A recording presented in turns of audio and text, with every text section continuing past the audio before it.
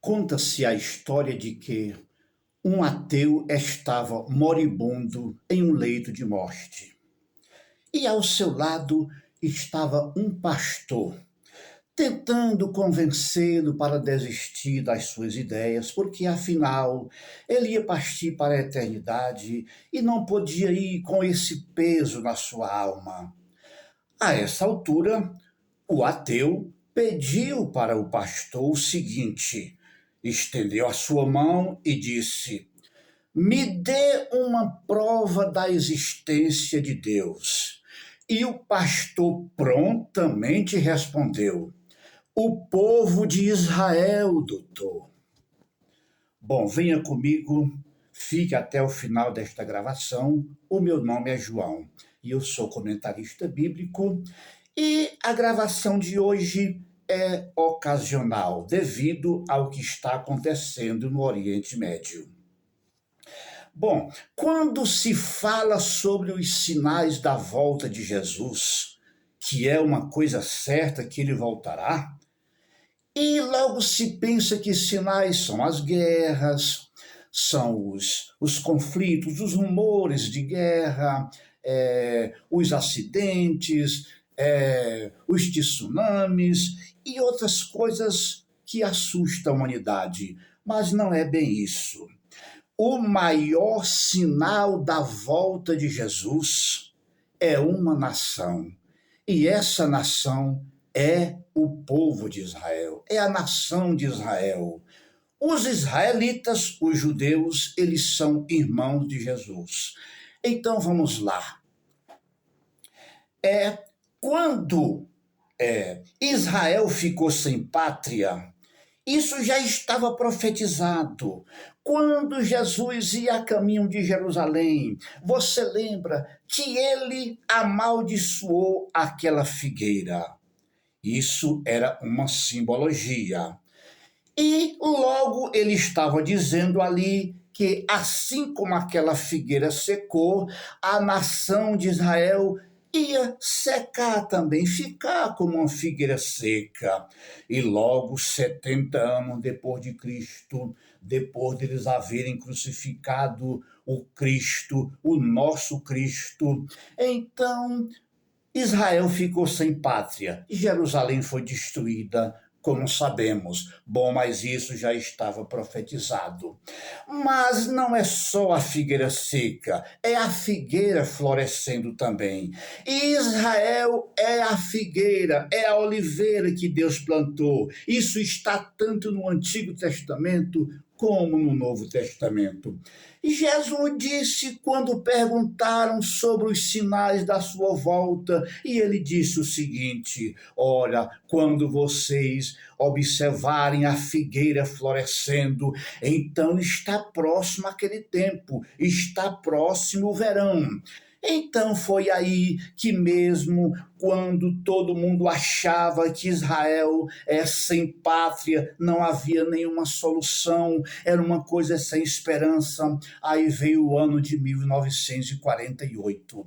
Ora, a recriação do Estado de Israel, conforme se vê na história, não é uma coisa à toa, é uma coisa que só podia acontecer pelo dedo de Deus. É claro que as autoridades no mundo se organizaram e recriaram o Estado de Israel, mas por trás de tudo isso estava Deus trabalhando nas circunstâncias, o dedo de Deus movendo o Oriente Médio para se preparar para a volta de Jesus. Então vamos lá. A recriação do Estado de Israel só poderia acontecer, como aconteceu, pela intervenção de Deus. E essa intervenção é para preparar o mundo para esse grande acontecimento. Bom, mas por que tudo isso? Acontece que para que Jesus volte novamente, assim como aqueles dois varões vestidos de branco prometeram que ele voltaria do mesmo modo que ele subiu, é necessário que Israel esteja reunido no seu lugar. e eles estavam sem pátria.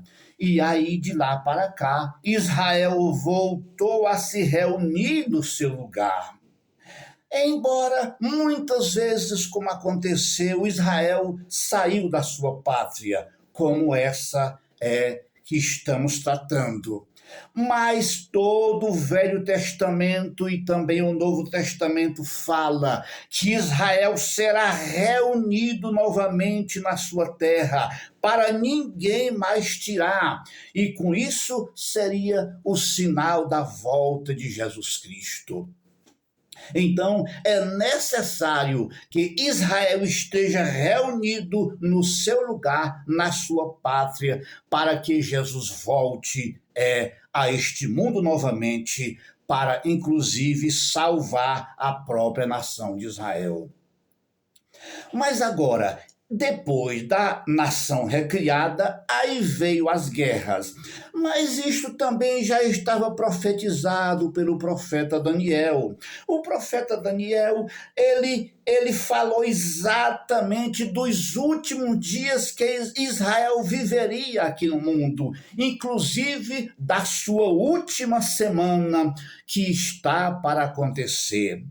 Então, ele disse a seguinte frase: até o fim haverá guerras.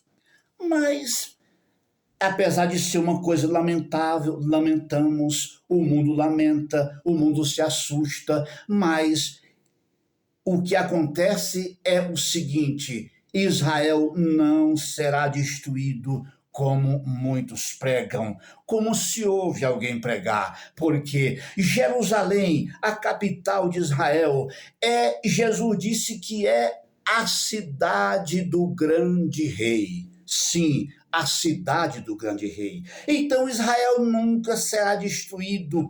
Ele está reunido lá, para receber o seu Messias, que em breve voltará. O Messias que ele acha que é uma outra pessoa. Eles não creem em Jesus, mas Jesus voltará e eles verão Jesus e só irão crer nele somente naquele dia como uma nação.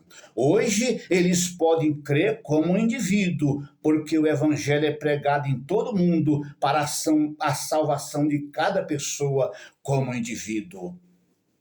Agora vale destacar aqui duas coisas.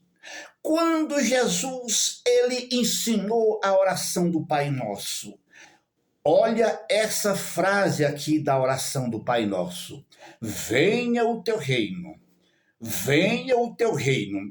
E os cristãos em todo o mundo, em todos esses 2000 anos, estão fazendo esta oração: venha o teu reino, venha o teu reino.